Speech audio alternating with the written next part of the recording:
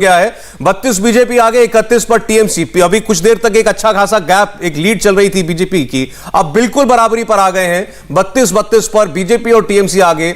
कुल हमारे पास 65 रुझान है 292 में से बंगाल के, और इस वक्त बिल्कुल बराबरी और कांटे की लड़ाई दिखाई दे रही है। हालांकि हमारे एक्सपर्ट का मानना है कि शुरुआत में दिखाई दे सकता है क्योंकि अभी पोस्टल बैलेट चल रहा है, लेकिन उसके बाद जब ईवीएम खुलेंगी और थोड़ी गति पकड़ेगी ये काउंटिंग, तो उसमें आपको एक डिसाइसिव लीड दिखाई देगी, उनका मानना है बीजेपी के लिए। लेकिन कुछ ऐसे भी लोग हैं जिनको लगता है कि ममता बनर्जी के लिए इस चुनाव में परेशानी नहीं होनी चाहिए। बहरहाल ये थोड़ी देर के बाद हम बात करेंगे, फिलहाल तो बिल्कुल बराबरी की परिस्थिति है। तमिलनाडु में एक्सपेक्टेड जो ट्रेंड्स हैं वो दिखाई दे रहे हैं। डीएमके 5 पर आगे, एआईएडीएमके 2 पर, कम रुझान आए हैं यहां से। असम में अब आप देखेंगे बीजेपी आगे चल रही है, कांग्रेस कॉम्बिनेशन पीछे चल रहा है, टीएमसी अब आगे हो गई है अजय जी। बिल्कुल। और देखिए, अभी हम पोस्टल बैलेट की बात कर रहे थे। पोस्टल बैलेट के मतदाता आमतौर पर भारतीय जनता पार्टी के ब्रेकिंग न्यूज देख पा रहा हूं अजय जी, आप इसलिए बता रहा हूं आपको रोकर, नंदीग्राम से अब शुभेंदु पीछे हो गए, ममता बनर्जी आगे। बिल्कुल, ये अभी लगातार ये सीसॉ का एक गेम चलेगा और ऊपर नीचे होता रहेगा।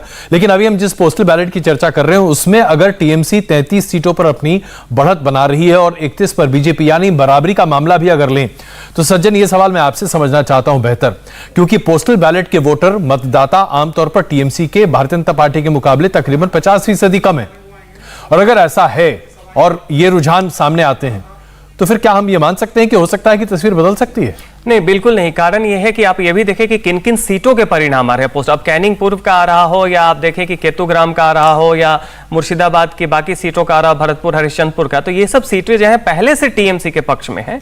तो वहां पोस्टल बैलेट में भी ये मानना कि जो माइनॉरिटी डोमिनेटेड है उन सीटों पर भी पोस्टल बैलेट में बीजेपी को आगे मिले, ये नहीं है। क्योंकि ये जो परिणाम आप आगे पीछे देख रहे हैं इसमें मतलब हमारे एग्जिट पोल से या जो जिस तरीके एक्सपेक्टेड है सीट से, तो ये जो ऊपर नीचे हो रहा है इसलिए भी हो रहा है कि परिणाम उन सीटों दिखाए जा रहे हैं जहां पे पहले से एक्सपेक्टेड है बीजेपी या टीएमसी। अभी भी मतलब जो सीटें आई हैं उनके रुझान आपके एनालिसिस से मेल खाते हैं, वो आप ये कह रहे हैं? बिल्कुल, टॉलीगंज छोड़ के, टॉलीगंज को छोड़ करके। लेकिन अब 35 पर टीएमसी है आगे और 32 पर बीजेपी आगे चल रही है। लगभग 40 मिनट की काउंटिंग होने को है अजय जी। बिल्कुल। और अभी तक सबसे बड़ी बात हम एक भूल जा रहे हैं कि वामपंथी दल और कांग्रेस, राहुल गांधी न के बराबर प्रचार करते हुए दिखाई दिए पश्चिम बंगाल में। वामपंथी दलों ने अपनी पूरी एक नई खेप राजनेताओं की उतारी है और वो लोगों के बीच में जाकर जन जागरण अभियान को पूरी तरह से आगे कर रहे हैं, और अगली खेप दरअसल उनकी यही बनती दिख रही है।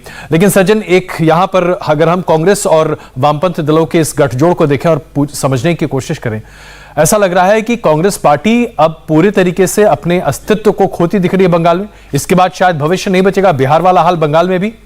बिल्कुल, आज की तारीख में अगर आप कांग्रेस को, अगर कुछ अधीर रंजन चौधरी बहरामपुर वगैरह का एरिया छोड़ दे, जो इक्का दुक्का एक आध जो है हसनान जो